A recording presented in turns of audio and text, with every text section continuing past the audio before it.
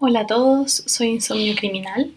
Voy a aprovechar este capítulo para presentarme un poco y contarles cómo investigo los casos. Yo soy abogada penalista, fui fiscal y tengo un magíster en Derecho Penal.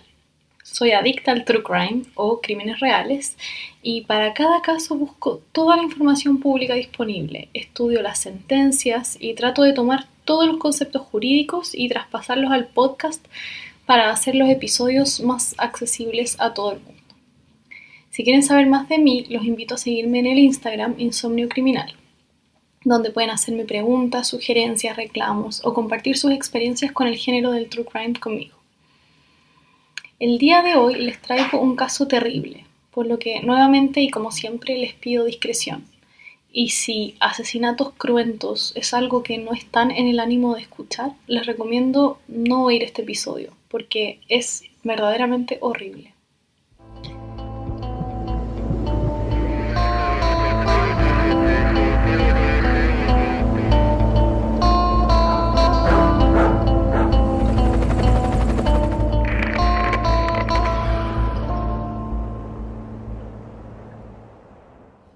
Julio de 2019, Rancagua, San Vicente de Tagua, una localidad tranquila de alrededor de 44.000 personas, dentro de las cuales encontramos a Tomás Acevedo Olea.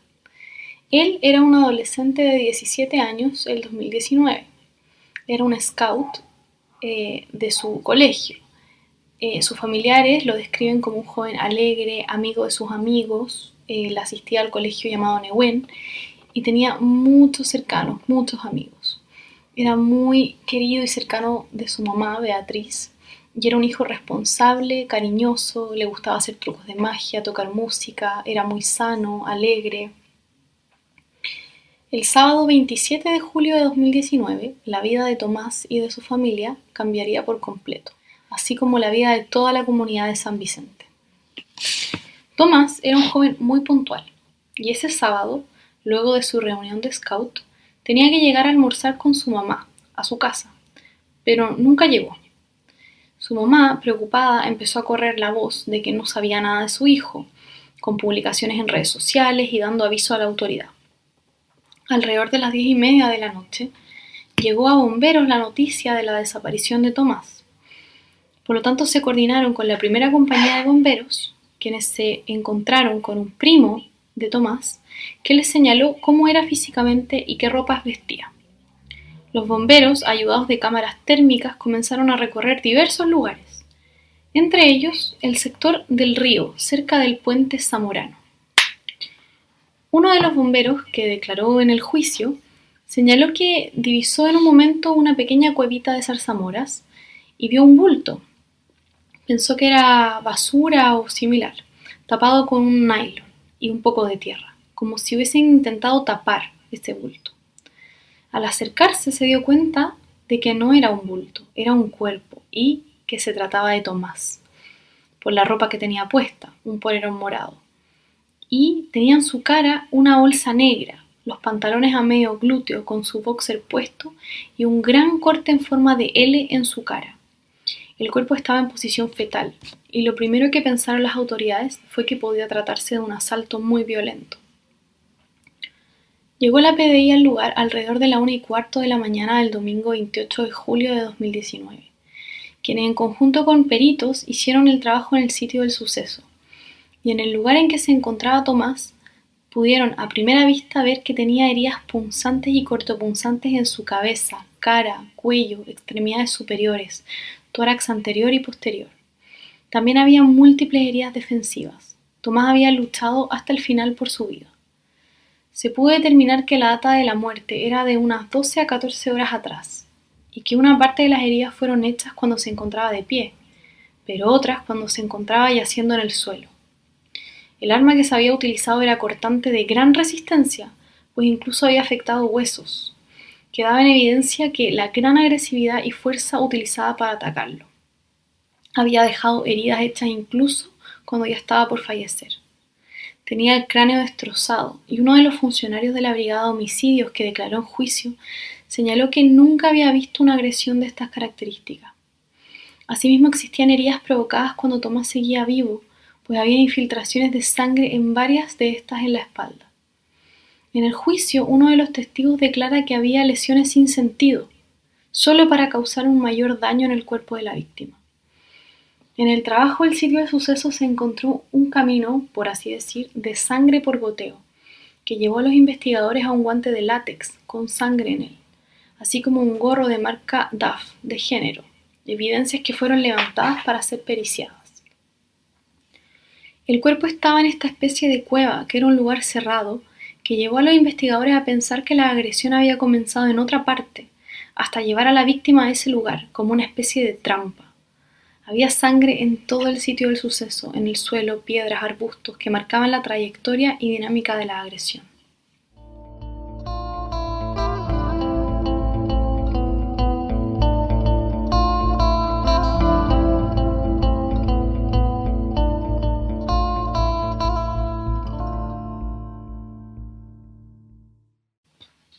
El domingo 28 de julio de 2019, pasadas las 12 de la noche, es encontrado el cuerpo sin vida de Tomás en uno de los brazos del estero Zamorano, un sector alejado de la zona urbana y de la vivienda de Tomás.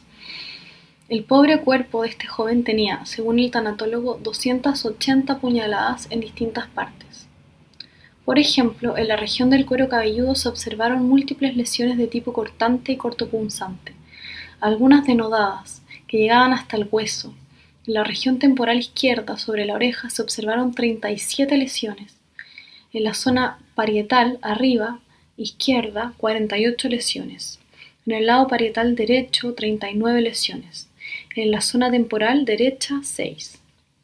Una de las lesiones en parietal derecho llega hasta el hueso e ingresa a través de la calota a la cavidad craneal y llega a lacerar el cerebro desde la región parietal a la región temporal, por dentro del hueso, lesionando el cerebro.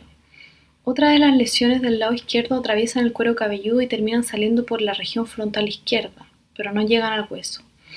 En la región occipital, nuca, se observaron 33 lesiones, dentro de las cuales hay algunas que lesionan el hueso. Una de ellas pasa a través del cráneo, lesionando la dura madre, pero no ingresa al cerebro. En el cuello, región posterior derecha, se observaron 8 lesiones cortopunzantes. Una atraviesa 8 centímetros hacia los tejidos internos del cuello. A nivel de la cabeza se observó una lesión cortopunzante semilunar en la mejilla izquierda, en la región auricular izquierda. En uno de los bordes se observó un corte de 2 centímetros y una herida cortopunzante que ingresa al interior de la oreja, alrededor de 6,5 centímetros. También se observó una lesión en el mentón. En cara se destacan múltiples erosiones, tanto a nivel de la nariz como de la hemicara izquierda. A nivel del cuello, parte izquierda anterior, se observaron 17 lesiones cortopunzantes. Varias de estas lesiones ingresan a los órganos internos del cuello, por lo tanto seccionan la arteria carótida, la tráquea, la laringe, tiroides, y por lo tanto provocan mucho daño. Heridas a nivel del tórax y a nivel del abdomen consisten en múltiples erosiones superficiales. Detrás del hombro izquierdo había una herida cortopunzante que ingresa 8 centímetros, pero no ingresa a la cavidad torácica, solo a los tejidos blandos. Por el lado derecho del hombro se observaron 2 lesiones de tipo cortopunzante, que también ingresan pero no alcanzan la cavidad torácica.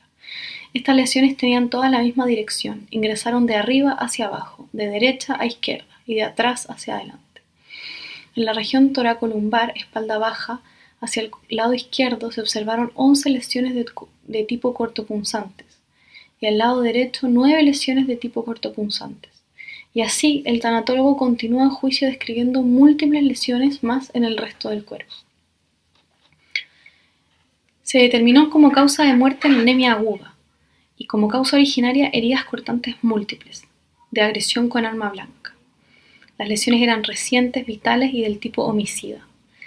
Se le consultó al tanatólogo cuál de las lesiones por sí sola podría haber provocado la muerte, y señaló que la región parietal derecha recibió tanta agresión que es difícil que un cuchillo ingrese de una pura estocada a través de la cabeza. Acá hay varias lesiones que fracturaron primero el cráneo y una de estas logró pasar a través del cráneo. Esa sería ya una lesión que por sí sola podría haber provocado la muerte de inmediato. Otra lesión que podría haber provocado la muerte de inmediato son las que están a nivel del cuello, lado izquierdo, que lesionan la carótida, lo que provoca un amplio sangramiento. También lesionó los órganos de la respiración, por lo que esta persona se pudo haber ahogado en su propia sangre. En resumen, señala que al menos 8 de las lesiones son las que podrían por sí solas haber provocado la muerte de la víctima. Y además las heridas fueron provocadas en un breve periodo de tiempo, lo que da cuenta del ensañamiento con que fueron provocadas. ¿Qué había ocurrido?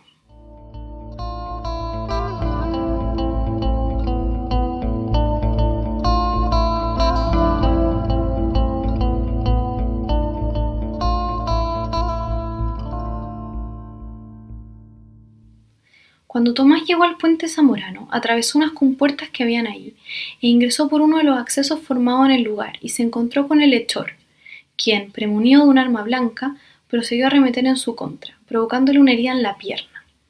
Al intentar huir, Tomás dejó un rastro de sangre por el camino que lo condujo a una abertura cubierta de zarzamoras, que no pudo eludir, donde en definitiva el agresor continuó con su ataque, provocándole diversas y numerosas heridas con el arma blanca, las que le provocaron la muerte en el lugar donde finalmente fue encontrado.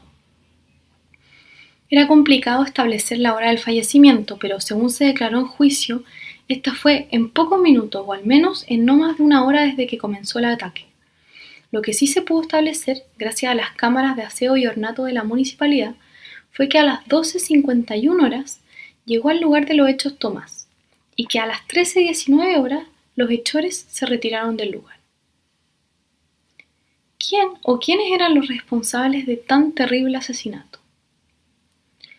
En el colegio Nehuen también asistía F, una joven de 14, casi 15 años. Aquí la historia es algo confusa, pues hay diversas versiones. Una de ellas es que ella era amiga de Tomás. Otra versión es que habían tenido una relación sentimental. Otra versión dice que habían tenido una relación ocasional meramente sexual, es decir, no eran pareja ni pololos. F, a principios del 2019, había comenzado un pololeo con Ulises Labrín, un joven de 23 o 24 años, de la localidad de Buin, que había conocido a F en una convención de baile shuffle. En algún momento entre mayo y junio de 2019, F le contó a su pololo Ulises que había estado con Tomás, pero no que había estado de cualquier manera, sino que había sido atacada sexualmente por Tomás. Ulises declaró en juicio lo siguiente.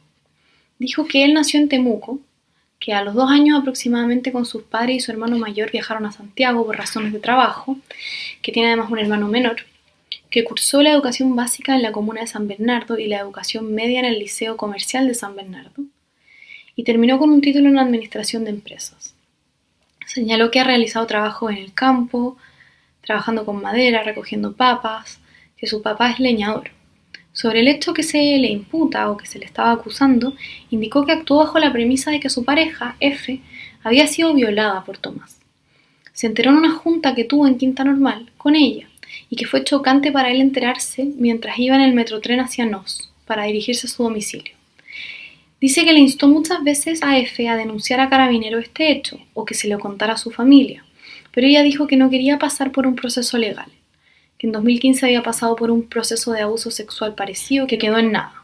Dijo que la notaba muy dañada, que tenía cambios de ánimo bruscos, pensaba cómo su pareja iba a mentirle sobre algo tan grave como una violación.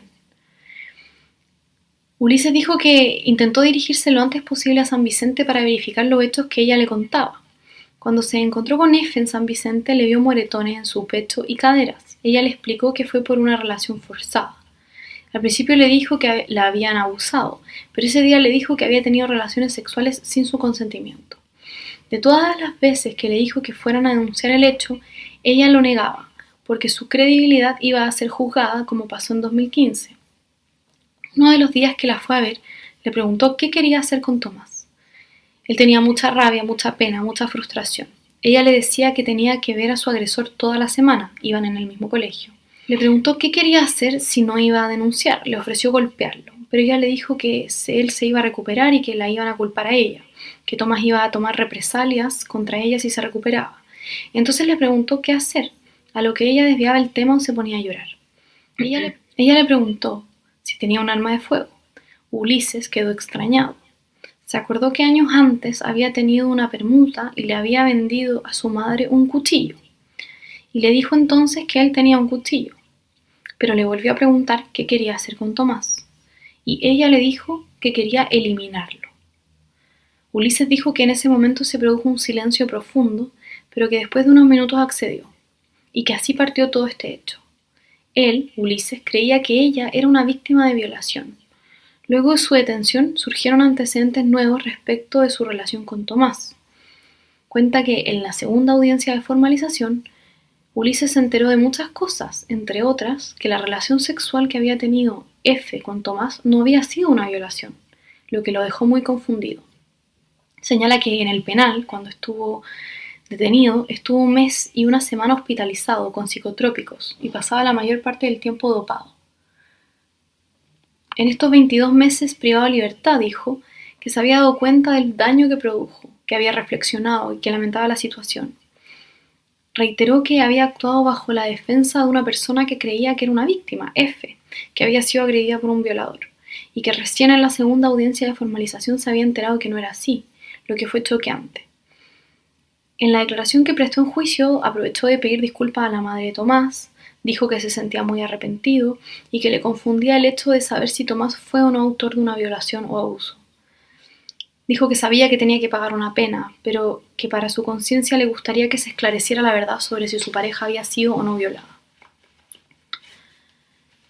Si así no era, sabía que le había hecho daño a una persona inocente y por lo tanto quería colaborar y que se esclareciera todo de la mejor manera.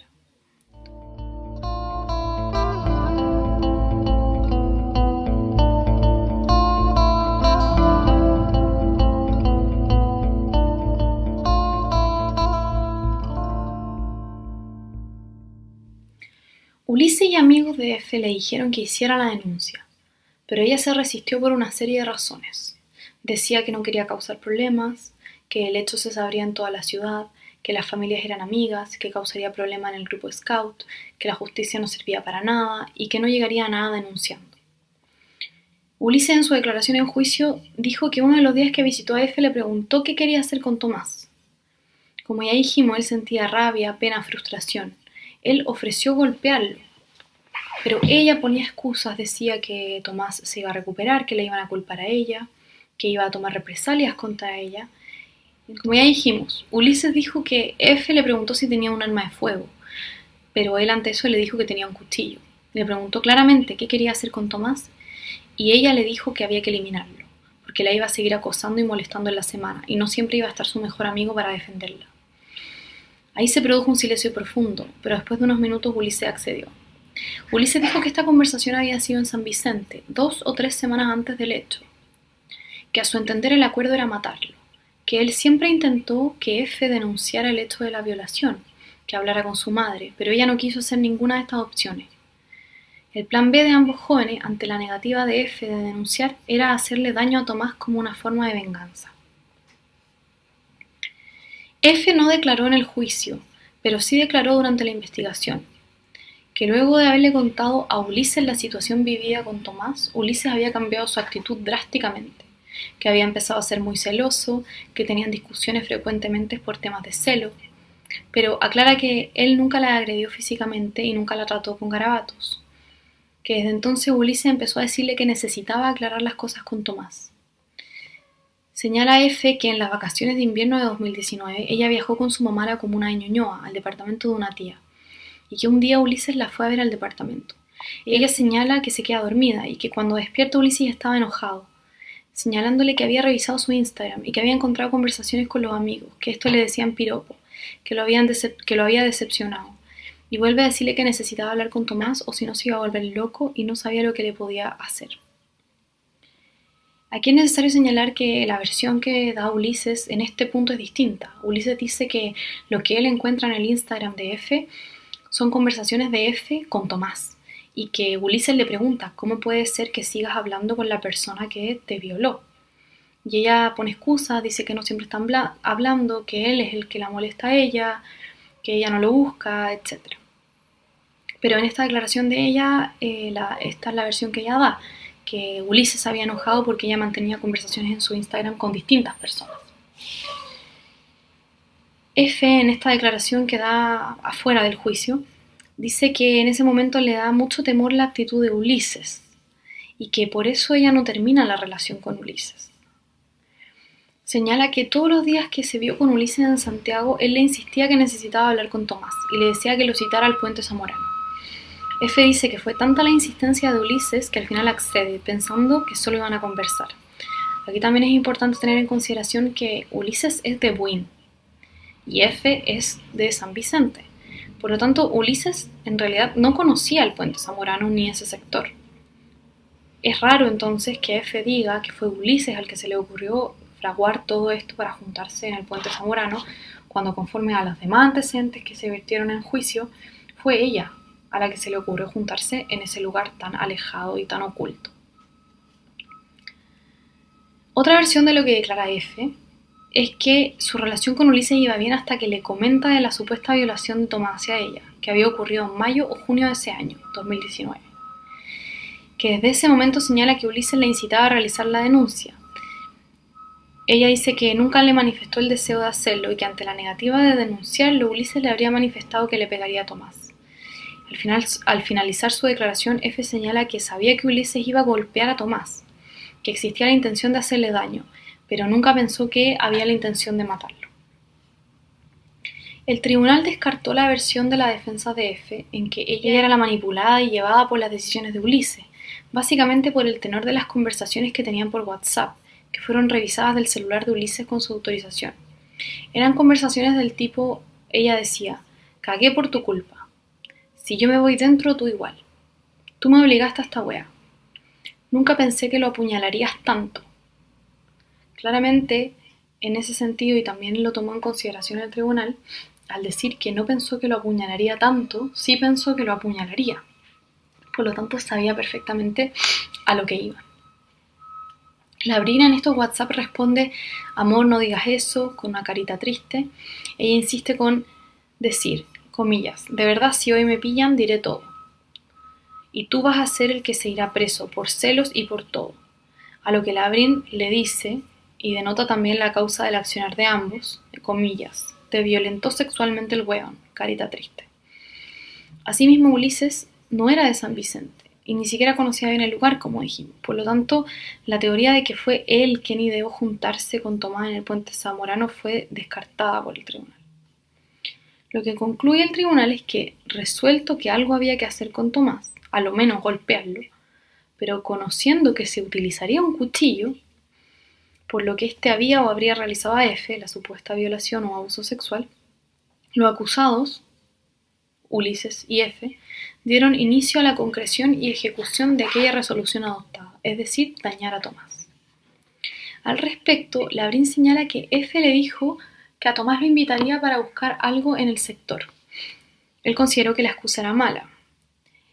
Dijo también que F se había comunicado con Tomás días previos y que también se había comunicado ese día con él para confirmar.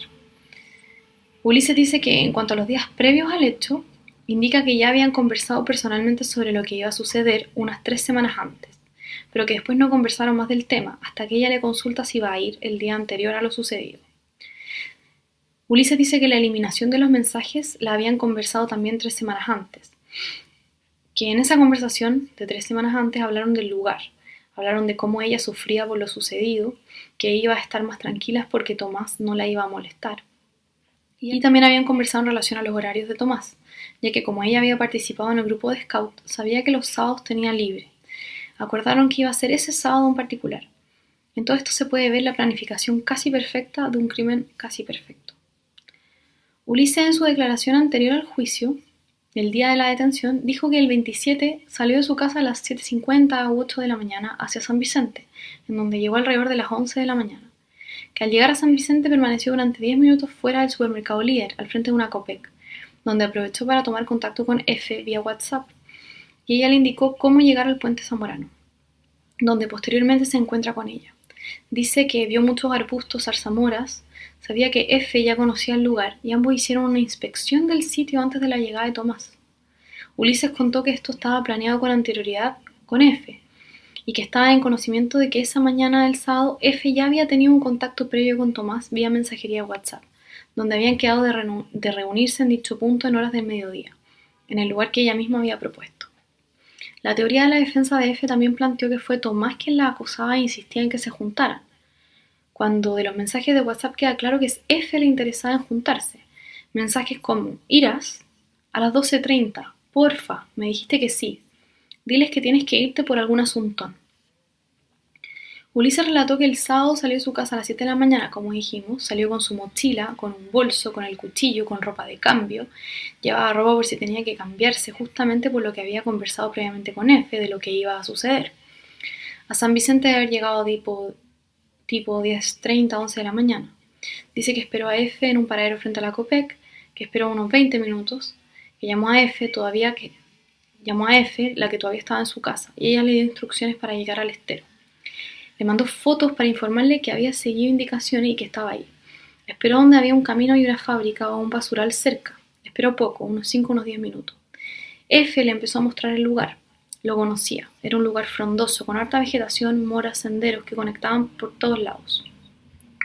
Explica que el arma blanca era un cuchillo que con mango y hoja medía entre 20 a 25 centímetros. Lo tenía en la manga de su polerón y muestra su brazo derecho en el juicio. También traía guantes quirúrgicos porque pensó en no mancharse de sangre o no dejar algún tipo de evidencia. Por otro lado, F concurre al lugar con unas toallitas húmedas que sacó de su casa, las que según ella le había pedido Ulises. Según la prueba vertida en el juicio, se acreditó con las cámaras de seguridad que en realidad F habría llegado al lugar antes de lo que ella misma señaló. En algunos momentos de sus declaraciones, F niega haber llevado las toallitas húmedas. Sin embargo, cuando se hizo un allanamiento en su casa, se encontraron justamente el mismo tipo de toallitas húmedas al interior. Conforme a lo que señalan los testigos, ese día 27 de julio Tomás se retiró antes del grupo Scout para llegar a la junta con F. Se pudo establecer un posible trayecto que quedó acreditado en grabaciones de cámaras de seguridad del Servicentro Copec, ubicado en calle Diego Portales, donde se pudo apreciar que la víctima, a las 12:37 horas, había pasado por fuera del Servicentro. Caminaba solo, sin apresuramiento y vestía las ropas con las que había sido encontrado. Caminaba hacia el oriente, en dirección al puente Zamorano. En ese sector pudieron observar que se ubicaba una cámara de seguridad que pertenecía al Departamento de Aseo y Ornato de la Municipalidad. Esa cámara grabó que la víctima había llegado por sus propios medios. Se pudo establecer que horas antes del hecho, esa cámara captó la imagen de dos personas, una con características de mujer y otra con características de un hombre, las únicas personas que habían ingresado a ese lugar. Esas personas se internan hacia el sendero que por lo frondoso de la vegetación no permite ver.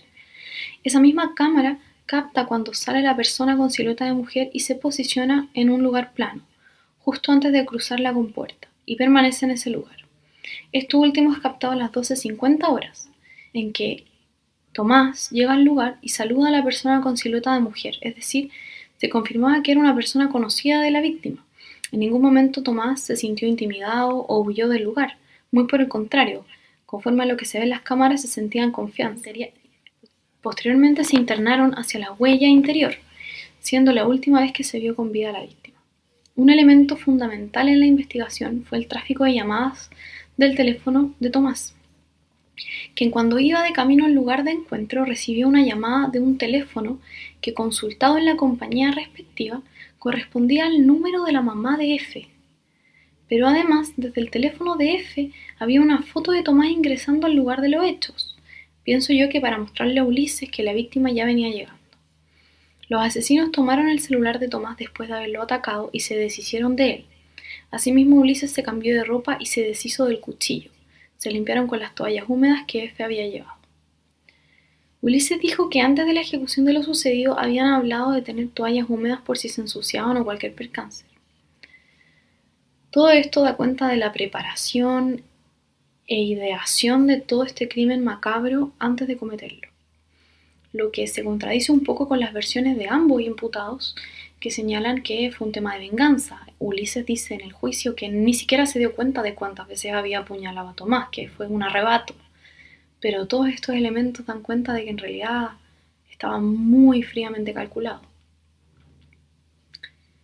Después salieron de uno de los brazos de este laberinto que tiene el estero Zamorano, y Ulises comenzó a ponerse el pantalón sobre el buzo, se cambió de polerón. Dice que cuando se cambiaba de ropa perdió de vista a F, la que después se acercó con las toallas húmedas a limpiarle el rostro. Ella le decía que estuviera tranquilo. Dice que en esos minutos que la perdió de vista fue porque se supone que ella iba a vigilar que nadie estuviera en el lugar. Después ella le trajo su mochila donde tenía su ropa. La mochila había quedado en el suelo donde recriminó a Tomás por primera vez. Como les contaba, en la casa de F se habían encontrado el mismo tipo de toallas húmedas usadas en el sitio del suceso. Y además el gorro que les había comentado de género que se encontró en el sitio del suceso pertenecía a Ulises. Tomás debe haber estado terriblemente asustado y confundido. Tanto es así que cuando llegó al lugar y Ulises le tira un combo, él trata de defenderse. Y entonces Ulises saca el cuchillo cocinero y le lanza un corte que le llega a la pierna. Y en eso Tomás le dice a F que corra, pensando en que su amiga no tenía nada que ver con este terrible asesinato. F en diversas declaraciones incurre en contradicciones, como por ejemplo que nunca llevó las toallitas húmedas, y en otras versiones dice que sí. Tampoco queda clara la distancia a la que se encontraba F al momento de la agresión, variando su versión de la versión de Ulises. Agrega Ulises que la bolsa en que guardó todo lo que traía la quemó en una parrilla, lo que es concordante con que no se hayan encontrado evidencias en su casa. F en su primera declaración dice que el 27 de julio se reúne alrededor de la 1:30 de la tarde en la Plaza Prat con su mamá y que fueron a almorzar. Relata que mientras almorzaban comenzó a sentirse mal, con cefalea, mareos, deja la mesa y se dirige a la habitación de su mamá. Agregó que cuando estaba en la habitación recibe un llamado de una persona, un varón, y le dice «estoy bien», y asimila que es Tomás. Luego dice que su teléfono se apaga y se va negro, y que de ahí no tiene acceso al registro de llamadas, que había sido borrado. También señala que en el Instagram habían archivos a los que no tenía acceso, y que el usuario Tomás se encontraba bloqueado.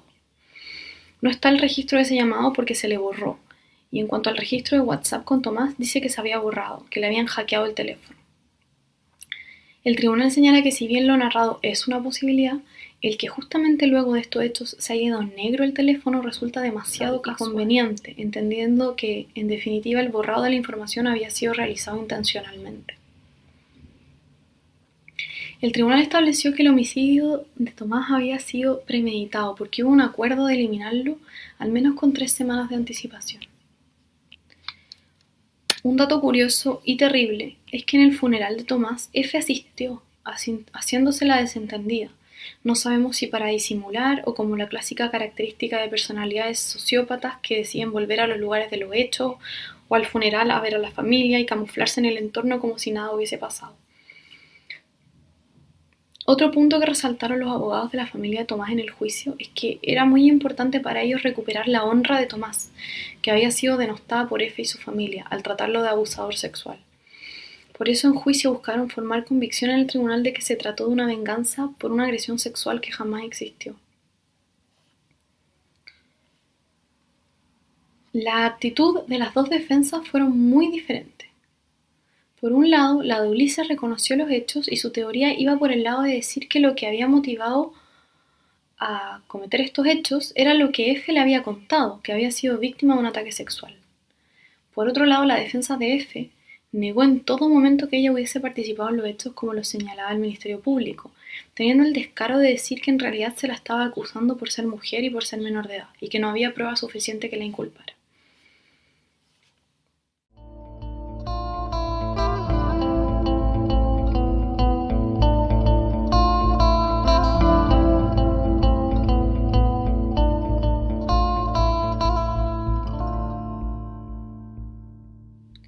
Finalmente, el tribunal tuvo acreditado lo siguiente: que F, nacida el 30 de julio de 2004, mantenía una relación de pololeo con Ulises, nacido en abril del 95, relación que se inició en los primeros meses del año 2019. En el transcurso de ella, F comunicó a Ulises haber sido víctima de un ataque de índole sexual por parte de Tomás Ignacio Acevedo Olea. No obstante haberla instado a Ulises a formular la correspondiente denuncia, F se negó. Esta negativa llevó a Labrín a buscar una opción de vengarse de Tomás, comunicando a F primero que le pegaría y luego que lo iba a agredir con un cuchillo, por lo que requería que F acordara un encuentro con Acevedo Olea, a lo que ésta accedió. En ejecución de este plan, F cita a Tomás para juntarse en el sector de Las Compuertas, al costado del Puente Zamorano, en la comuna de San Vicente de Tahuatahua, el día 27 de julio de 2019. Ese día Labrín, que tenía un domicilio en la comuna de Buin, sale temprano rumbo a San Vicente, premunía un arma blanca, ropa para cambio, guantes de látex, una bolsa de feria o supermercado. Durante la misma mañana, cerca de las 11 horas, F comienza a comunicarse con Tomás para confirmar su asistencia al encuentro acordado, siendo muy insistente ante las dudas que éste planteaba, pues se encontraba en su habitual reunión de scout de los días sábados. F sale de su casa alrededor de las 11 de la mañana, portando entre otras especies en un bolso 2 paquetes de toallas húmedas que habían sido solicitadas por Ulises. Cerca del mediodía, ambos se encuentran en el sector del puente Zamorano, cruzan las compuertas e ingresan por uno de los senderos formados en el lugar, recorriendo el sector. A su turno, Tomás, aproximadamente a las 12:30, se retira anticipadamente del grupo scout y se dirige a la cita acordada con F, recibiendo incluso un llamado desde el celular de esta a las 12:45 horas. En el sector de las compuertas, bordeando las 12:50 horas, F sale al encuentro de Tomás. Se saludan y se internan igualmente por uno de los caminos existentes, donde esperaba Ulises, cubiertas ya sus manos con guantes de látex, y recrimina a Tomás su ataque a F. Intercambian insultos, extrayendo Ulises el arma blanca que portaba, con la que lanza un corte al cuerpo de Tomás a la altura de sus piernas. Tomás huye, pero entre los laberintos formados por arbustos y zarzamoras llega a una especie de cueva sin salida, lugar donde Ulises le propina numerosas puñaladas en diferentes partes del cuerpo, principalmente su cabeza, cuello, tórax y extremidades superiores, hasta causarle la muerte producto de una anemia aguda. Mientras se producía esta agresión, F se mantuvo a corta distancia, escuchando lo que ocurría. Con Tomás inmóvil en el suelo, Ulises registra sus vestimentas y toma su teléfono celular. Del mismo modo procede a cambiar sus ropas empapadas en sangre, guardando las prendas sucias, los guantes de látex, salvo uno que quedó en el lugar, el cuchillo y el celular de Tomás en una bolsa de tipo feria o supermercado que traía. Hecho lo anterior, Ulises y F se retiran del lugar procurando no ser vistos, regresando Ulises a Wynn, mientras que F se reunió con su madre en una plaza de San Vicente. Ulises quemó las ropas sucias y se deshizo del arma blanca y del celular de Tomás, y eliminó la información de su teléfono móvil, realizando F esta misma última acción. Finalmente, el tribunal los condenó a ambos por el delito de homicidio calificado. En Chile, los menores de edad responden bajo una ley diferente, en este caso con un límite de 5 años de pena, siendo por ello condenada F a la pena máxima que se le puede establecer para los menores, esto es 5 años, sin embargo con una pena mixta, 4 años en un régimen cerrado y 1 año de libertad asistida especial. Por otro lado, a Ulises se le condenó a 17 años y 183 días de presidio mayor en su grado máximo.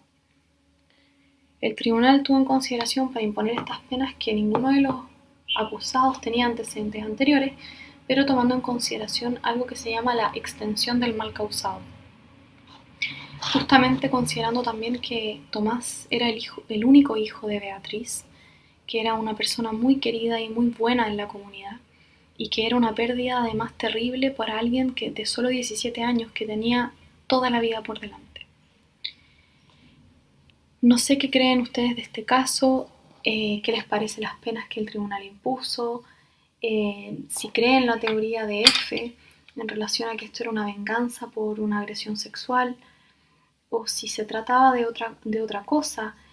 A mí lo único que no me hace sentido es que en una venganza no me parece razonable hacer toda esta planificación que incluye alrededor de 280 puñaladas con un nivel de odio y agresividad raramente visto en este tipo de casos.